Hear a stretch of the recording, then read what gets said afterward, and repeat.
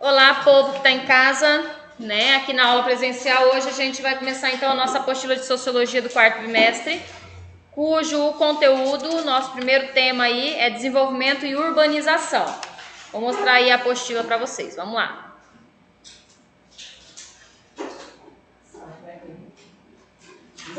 Então a apostila é essa aí, ó, desenvolvimento sustentável, Sociologia, quarto bimestre.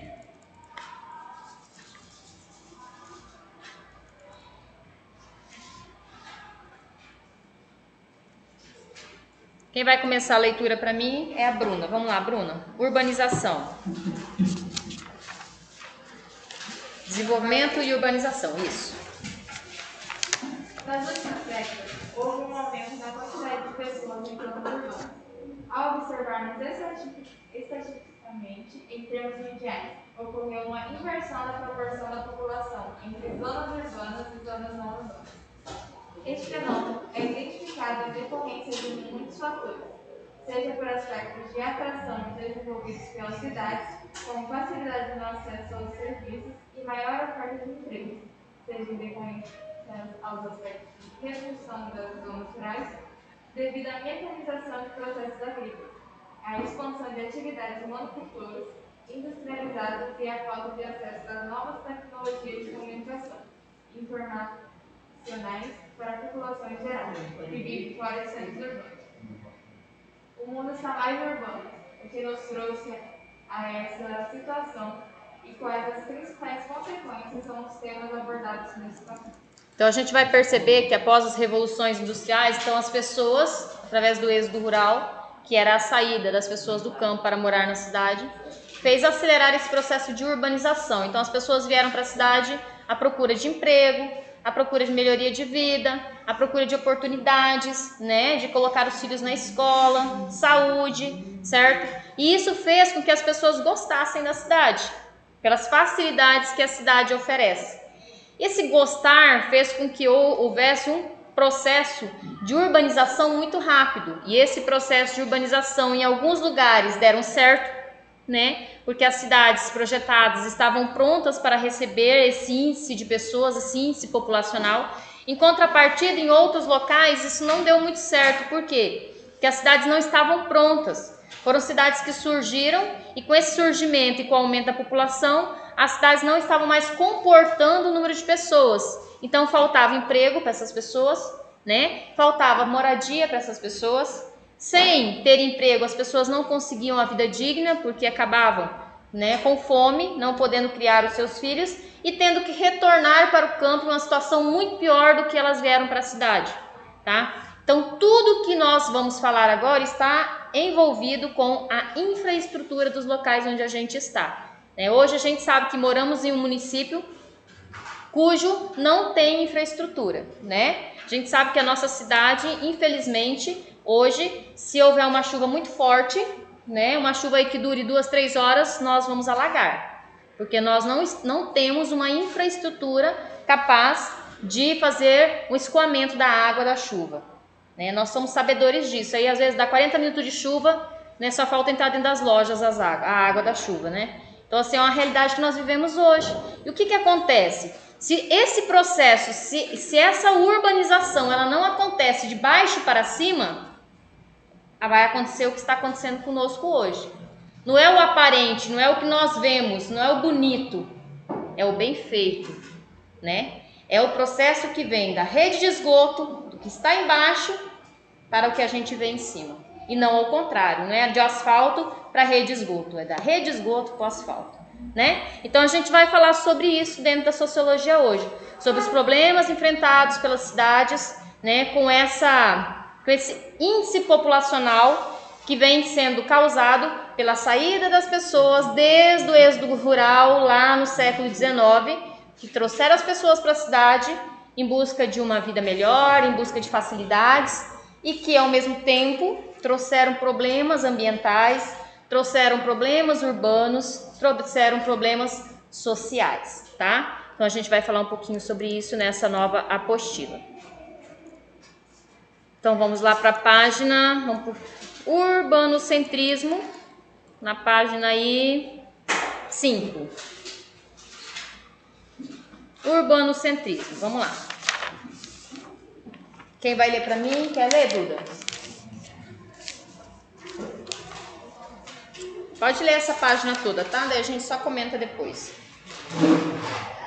A história convencional da evolução humana costuma considerar sedentarismo, ou seja, a prática de se fixar em um território.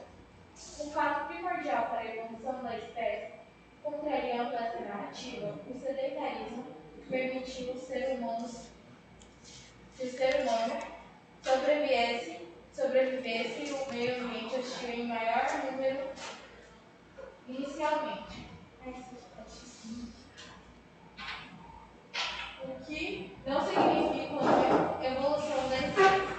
O ser humano, ao romper com práticas nômades, iniciaram a agricultura, o pastoreio, passaram-se a se reunir em grupos maiores e construir edificações duradouras. A partir disso, teriam intensificado as relações sociais e desenvolvido modelos de organização que viabilizaram os domesticados. E não domesticar. Única e exclusivamente o meio ambiente para colocá-los a serviço das necessidades humanas.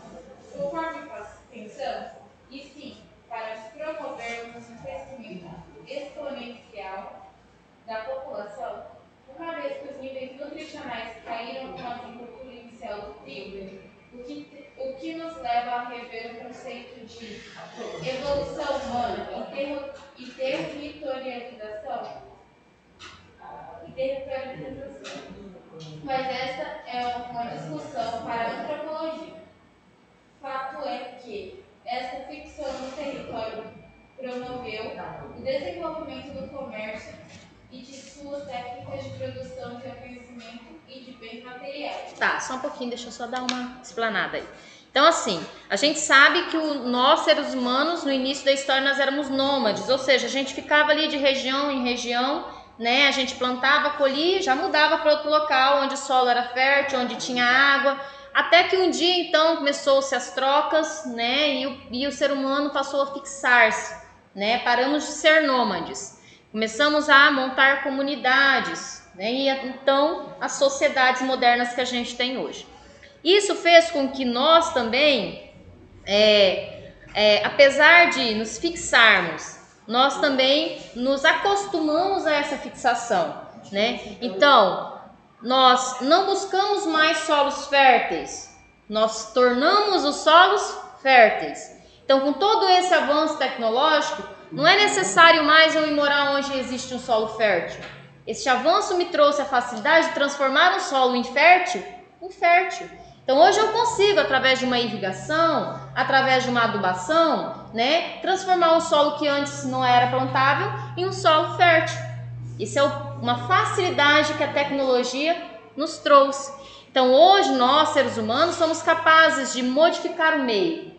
Através do quê? Da ação que a inteligência, que a racionalização do homem fez com que ele desenvolvesse. Todos os avanços tecnológicos que nós temos partiu de alguém que com muita inteligência colocou isso em nossas mãos para que nós pudéssemos utilizar, né? E isso fez com que nós nos tornássemos pessoas confortáveis, certo?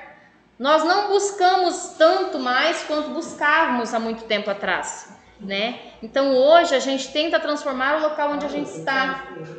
E quando a gente não consegue essa transformação, muitos de nós desistimos no meio do caminho, certo? E quando a gente fala só, a gente não fala só de objetos, a gente fala de si próprios.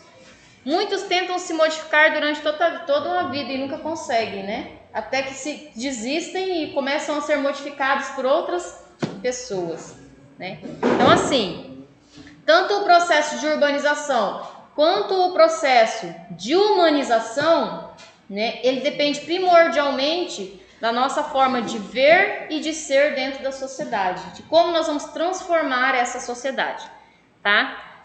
Pode continuar, Duda.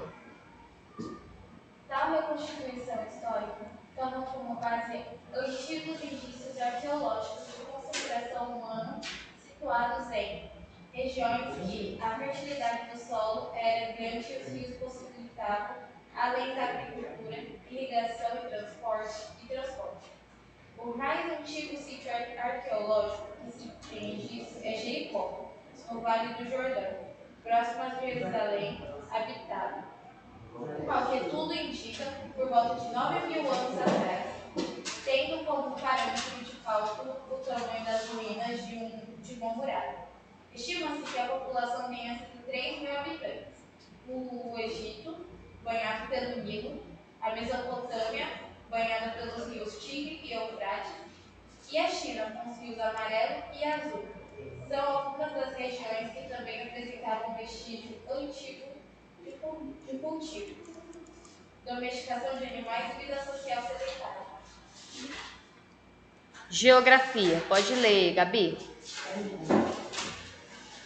É evidente que, nos casos analisados, a organização social favorecida pela concentração populacional em um mesmo território produziu cultura, e até os dias de hoje a prática de fixação dos territórios, estabelecendo cidades, atrai pessoas em todo o mundo. Veja o quadro de 2016 com as 10 cidades mais populosas do mundo, com base nos dados sociais estadunidenses. Demografia. Gente, olha só. Índice populacional. Então, estão aí as cidades com o maior índice populacional do mundo, tá? Então, tem Tóquio, Jakarta, na Indonésia, Delhi, né, Seul, Manila, Mumbai, Karachi, Xangai, Nova York e São Paulo. Né? Estamos aí. Quem disse que nós estamos aí, né? Então, olha só. Ser populoso não significa estruturalmente ser urbanizado, tá?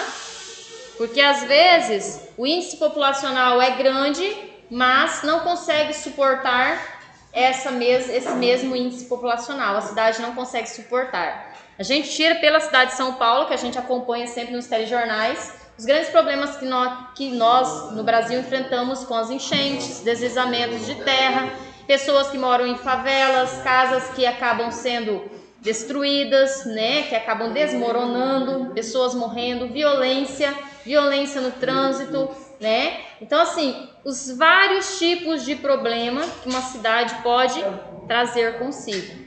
Por falta, talvez, de uma estruturação, por falta de uma política de governo bem elaborada, leis que sejam bem elaboradas e talvez uma eficácia na hora, né, de se colocar as leis, de se cumprir essas leis, né? Porque a gente percebe que não há um diagnóstico correto para saber qual é o grande auge do problema.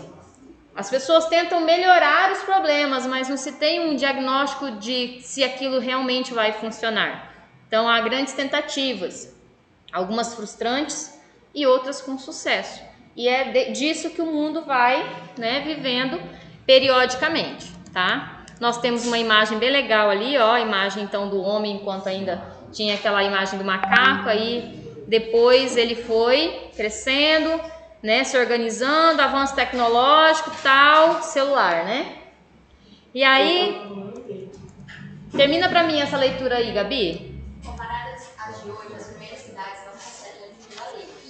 No entanto, todas elas possuem em comum o dado de uma concentração populacional no mundo que começa a estabelecer dinâmicas de interação social a partir de moradias fixas e demais edificações.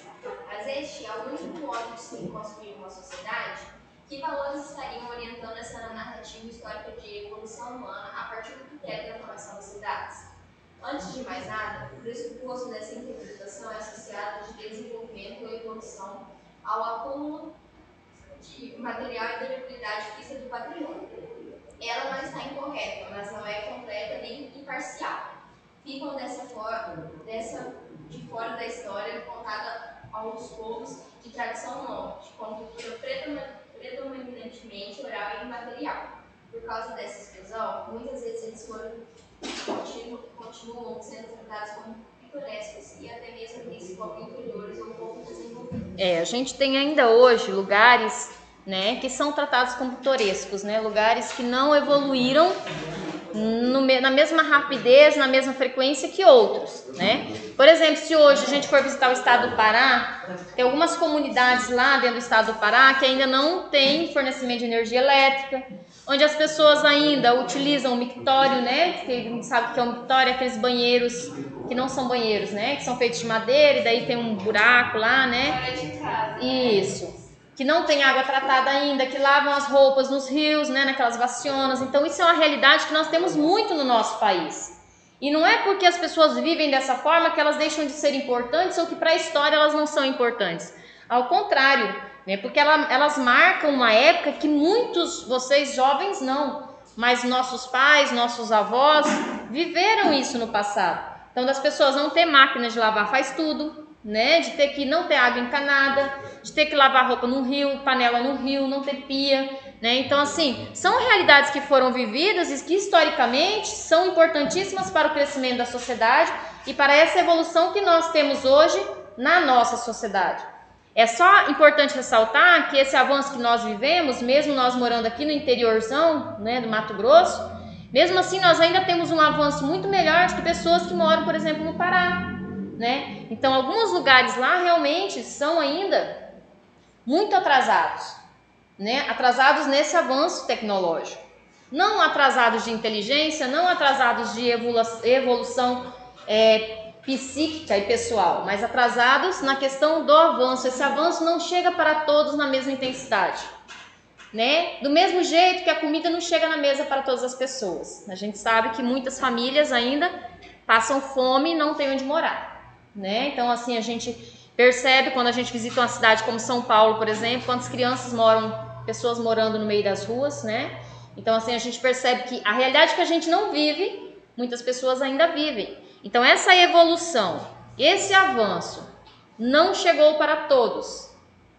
E às vezes São Paulo, que é a cidade que a gente cita aqui no texto, que é um lugar mais populoso que a gente pode citar no Brasil, ele não consegue tratar a sua população, fazer com que essa evolução chegue para todos. Por isso existe tanta gente desempregada, tanta gente sem ter onde morar, passando fome, tantos abrigos, né? E tantos problemas sociais como violência, saúde, educação com má qualidade. Então assim, por isso que é sempre bom a gente ter essa percepção que nem sempre avanço tecnológico significa avanço urbano, avanço econômico, avanço sociocultural, tá? Então a gente para aí, eu quero que vocês marquem na apostila de vocês que a gente para aí na página 6, tá? Pra gente continuar aí na próxima aula. Para quem está em casa, então essa foi a nossa aula de Sociologia de hoje. Tenham um bom dia.